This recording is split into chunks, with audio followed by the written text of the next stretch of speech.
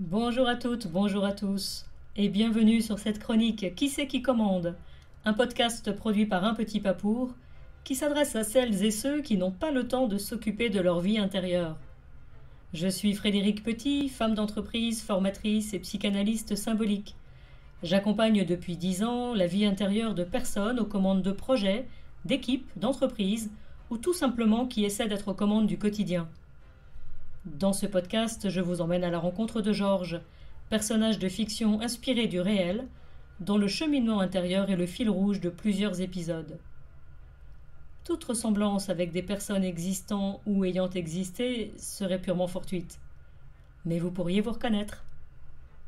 Aujourd'hui, 5e épisode, nous retrouvons Georges à son retour de vacances, dans un virage intérieur qui commence à s'entendre.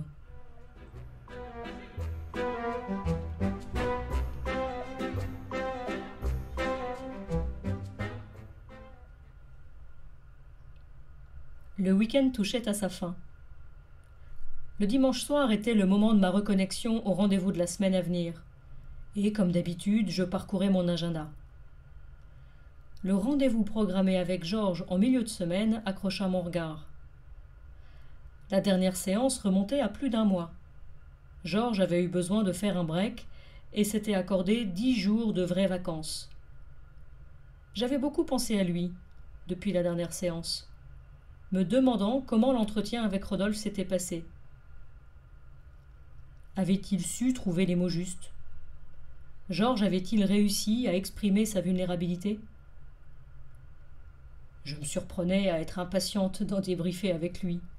Intriguée, je m'installais en tailleur dans mon siège et laissais mon regard se perdre dans les collines au loin pour creuser intérieurement la justesse de ma posture professionnelle avec cet homme-là. Que se passait-il pour moi dans la relation avec Georges, qui générait de ma part un engagement particulier? Cette impatience était-elle la manifestation normale de mon intérêt professionnel pour son cheminement? Ou bien ma conscience professionnelle était-elle mélangée avec des éléments surgissant de ma propre histoire?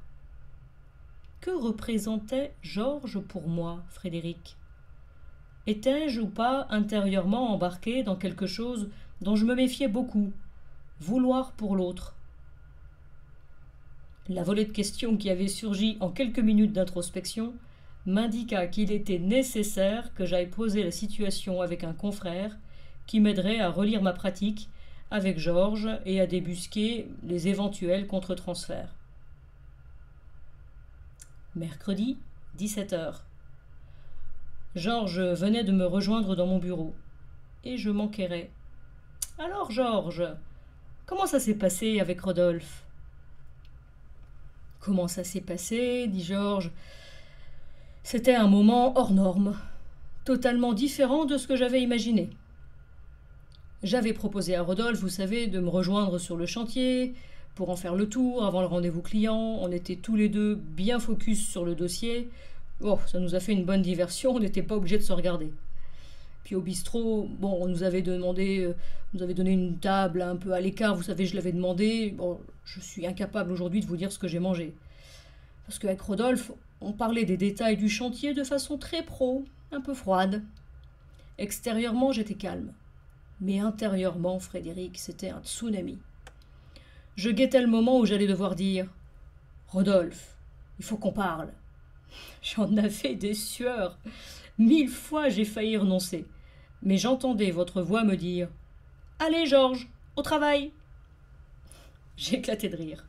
Georges avait visiblement décidé de mettre en scène son échange avec Rodolphe. Et je voyais apparaître sous mes yeux un homme différent, plus spontané, drôle et capable d'autodérision. Rien à voir avec l'homme raide et bourru des dernières semaines. Je soulignais. Vous avez donc contacté le point de bascule intérieur. Vous savez, ce moment charnière où on a la possibilité de passer du personnage professionnel, Georges le DG, à l'homme vrai, celui qui parle avec simplicité et sensibilité dans un cadre professionnel. C'est parfait. Et alors ?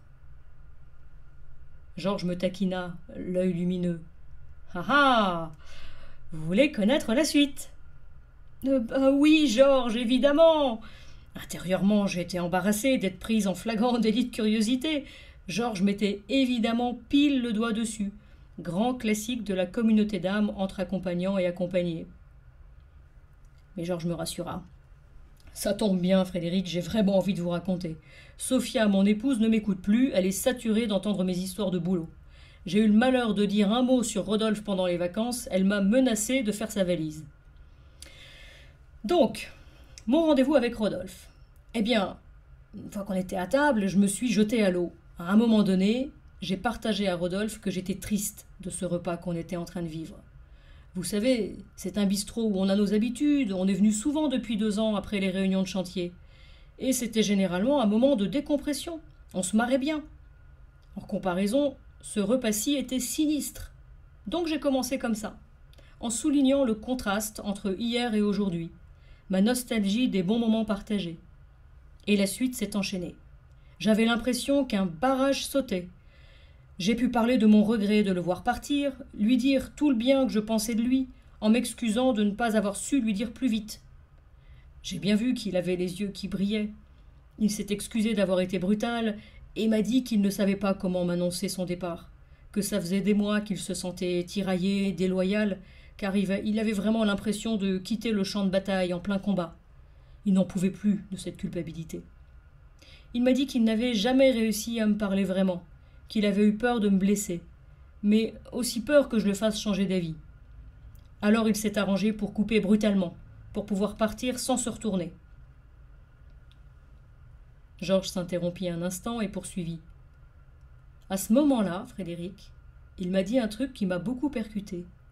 Il m'a dit « Tu sais, Georges, ce n'est pas contre toi que je pars, c'est pour moi. » Je louais silencieusement ce Rodolphe, qui renvoyait à Georges exactement ce qu'il avait besoin d'apprendre. Georges poursuivit sur sa lancée.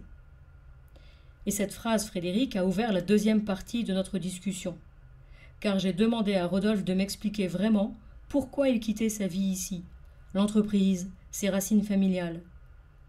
Parce que chercher à avoir un pied-à-terre dans une autre région, je comprends. Mais tout plaquer comme ça rentre pas dans mon programme.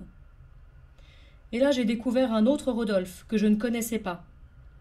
J'avais l'image d'un bon vivant, la caricature du directeur commercial chaleureux, prompt à dégainer le champagne quand une affaire est signée. J'ai découvert un homme profondément préoccupé par le devenir de la vie sur Terre. Je ne le savais pas. Je ne veux pas connaître la vie personnelle de mes collaborateurs. Je ne savais pas, mais il semble avoir eu une enfance un peu compliquée.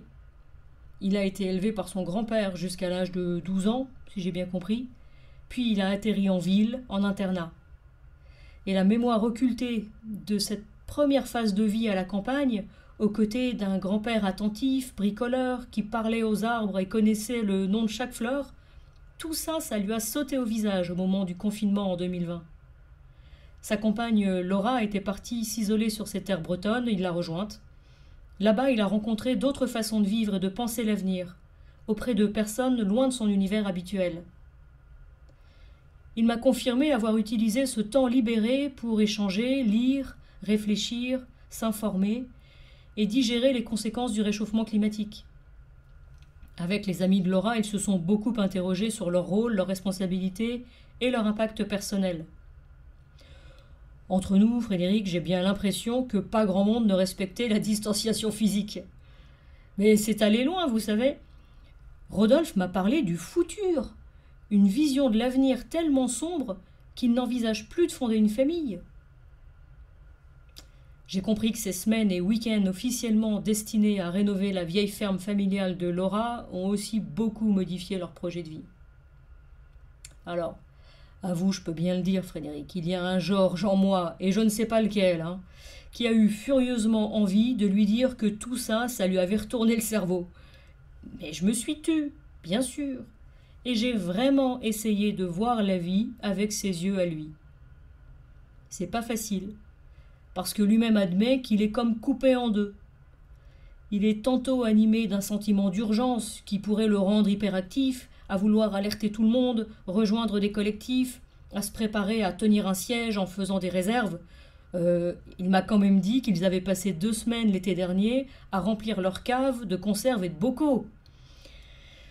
Puis le jour d'après, il est saisi d'une lassitude telle qu'il jette l'éponge et se contente de vivre au jour le jour, sans objectif précis, sans projet autre que de passer la journée en gérant les affaires courantes.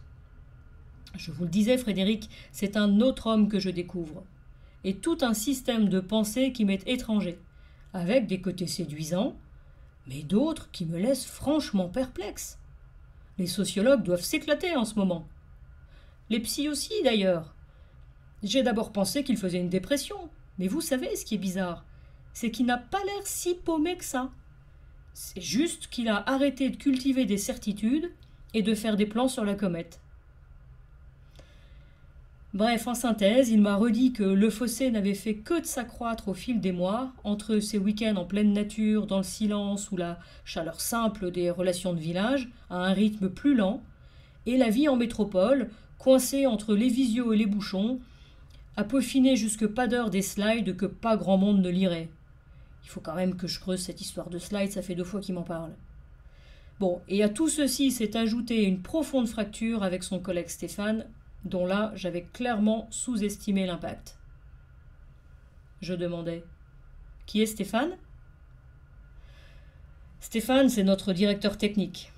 Il est accro aux innovations, fasciné par les technos, l'intelligence artificielle, les réseaux, les robots, la vie sur Mars, etc. Je savais bien que ces deux-là s'écharpaient de temps en temps, mais j'avais mis ça sur le compte d'une rivalité entre eux. En fait, c'est bien plus profond. Il y a une différence de vision de la vie et de l'avenir conséquente, qui se répercute sur leur vision du développement de l'entreprise. Quand j'écoute Rodolphe, je découvre qu'il est habité de tout un univers assez disparate, balbutiant, expérimental, émergent, fait d'initiatives low-tech, de réemploi, de recherche d'autonomie énergétique, d'entraide locale, de respect de la vie, de sobriété choisie. Et pour Stéphane, semble-t-il, ce modèle est ridicule, naïf, régressif, has-been, et il ne s'est pas privé de le dire à Rodolphe. Leur dernière altercation s'est quand même conclue par un « bonne chance dans ta cambrousse sans toubib ». Il faut bien le dire, c'est un peu méprisant. Depuis, ils ne se parlent plus. Pour moi, j'avoue que c'est bien difficile d'avoir une vision claire, mais j'aurais aimé que ce débat-là ait lieu au sein du CODIR. Du coup, en plus d'avoir un sujet stratégique majeur à adresser, quel angle doit-on donner à la bifurcation du modèle de l'entreprise ? Je me retrouve avec un vrai problème d'homme à gérer. Il est invraisemblable pour moi que de tels comportements aient lieu au sein de mon équipe de direction. Voilà, Frédéric, je crois que j'ai fait le tour. Je remerciai Georges de son débrief. Eh bien, quel voyage dans le monde de l'autre! Et pour un coup d'essai, bravo! Vous avez du premier coup expérimenté une loi sacrée de la relation. Si je veux que l'autre parle, il faut que je me taise. Ne riez pas, Georges, ça s'apprend d'écouter l'autre en se décentrant de soi. Observez donc le comportement relationnel des personnes autour de vous. C'est à celui qui interviendra le premier pour placer ses idées, pour être visible, par peur du vide, pour emporter le morceau, que sais-je. Le contexte professionnel ordinaire exacerbe ces comportements. Et je remarque que les plus extravertis sont souvent valorisés. C'est vrai qu'ils apportent beaucoup à un collectif, de la vitalité, des idées, des intuitions, du rythme, mais il manque parfois de la finesse d'écoute et de la prise de recul qui enrichissent les décisions. Donc, souvenez-vous, 2 ans pour apprendre à parler, une vie pour apprendre à se taire. Georges répliqua. Frédéric, je vous signale que la fois dernière, vous me faisiez l'éloge de la parole. Alors il faudrait savoir, il faut parler ou il faut se taire ? Georges, décidément d'humeur joyeuse, me regardait avec malice. Quant à moi, j'étais habité par l'histoire de Rodolphe, frappé une fois de plus par l'entrelac subtil des événements avec la destinée des individus. Le téléphone de Georges sonna. « C'est Alessandro. Vous m'excusez, Frédéric, je prends l'appel. » Je laissai Georges répondre à son fils, questionnant intérieurement la synchronicité possiblement à l'œuvre. Georges raccrocha. Bon, Frédéric, je crois que je vais rapidement avoir l'occasion de vérifier s'il faut parler ou se taire. Alessandro m'a donné rendez-vous pour demain soir. Il veut me parler. Il m'a donné l'adresse d'un lieu avec un drôle de nom. La Bifurque. Vous connaissez ?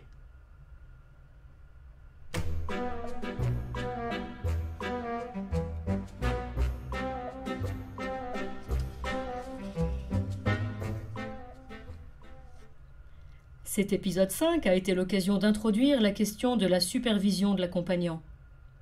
La supervision, c'est le temps qu'un accompagnant prend pour partager sa pratique avec un tiers, un père ou un enseignant, et qui vient en plus de son propre travail intérieur. Il faut comprendre que le premier instrument de travail d'un accompagnant, c'est lui-même. Avec la pratique se développe une sensibilité, une intuition, quelques repères dont il faut d'ailleurs se méfier pour ne pas qu'ils nous coupent de la réalité toujours mystérieuse de l'autre face à soi, au risque de l'enfermer dans ce que l'on croit avoir compris de lui. L'accompagnement de l'autre peut prendre des formes diverses, allant de la transmission au compagnonnage en passant par la relation d'aide. Mais celui qui accompagne ne sait rien de l'autre et ne veut rien pour l'autre, qui reste indéfectiblement libre et responsable de son chemin. Dans cet épisode, nous avons également entendu le plaisir manifeste que Georges prenait à raconter son apprentissage de la relation vraie. Cette nouvelle posture d'ouverture à l'autre lui donne un accès à la multitude de réalités insoupçonnables auparavant. L'autre est une école. Nous l'avions déjà partagé dans l'épisode 3, Miroir, miroir. L'autre est aussi un voyage en terre inconnue. Encore faut-il adopter l'approche humble de l'explorateur et non celle du colon bouffi de certitude. À ce propos, Carl Gustav Jung écrit ceci. « Apprenez vos théories aussi bien que vous le pouvez, puis mettez-les de côté quand vous entrez en contact avec le miracle vivant de l'âme humaine. » Et de votre côté, dans l'un ou l'autre des rôles que vous tenez, sans être forcément un professionnel de l'accompagnement, êtes-vous plus au clair sur ce qui vous anime dans la relation ? Depuis ces dernières semaines, avez-vous modifié votre posture relationnelle ? Avez-vous essayé, au moins une fois, de parler vrai en éprouvant votre vulnérabilité ? Non ? Ça résiste ? Alors il est vraiment essentiel que je vous repose la question. Si vous regardez attentivement, qui c'est qui commande dans votre vie ?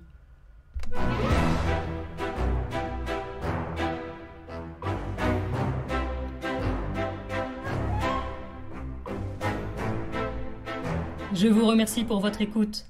Vous pouvez réécouter ce podcast Qui c'est qui commande autant de fois que vous le voulez et suivre les aventures intérieures de Georges dans le prochain épisode dans lequel Georges sera invité à questionner son rapport à l'autorité.